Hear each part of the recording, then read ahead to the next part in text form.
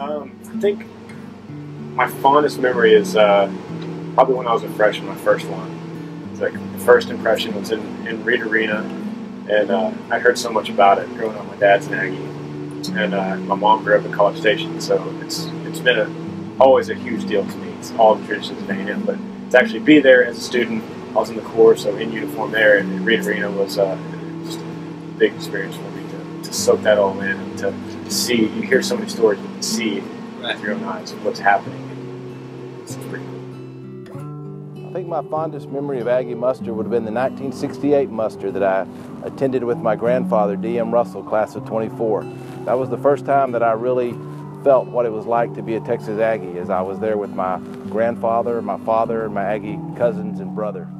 One of my fondest memories of muster is the first muster I attended here at Texas A&M back in 2010 when I was a freshman. And the moment when they turned the lights off and they were signing off the names, that was very, very touching, and certainly described what the Aggie spirit is about and what the Aggie family is about, and how we can all come together and stand for those who no longer have that opportunity.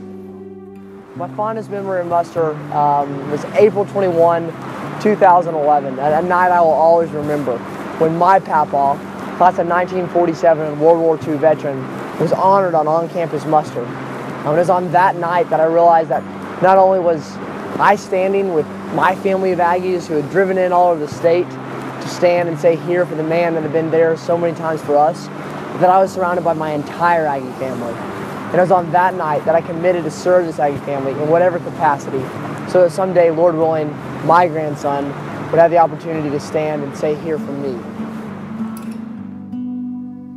Well, there are many, but one just sticks in my mind from many years ago.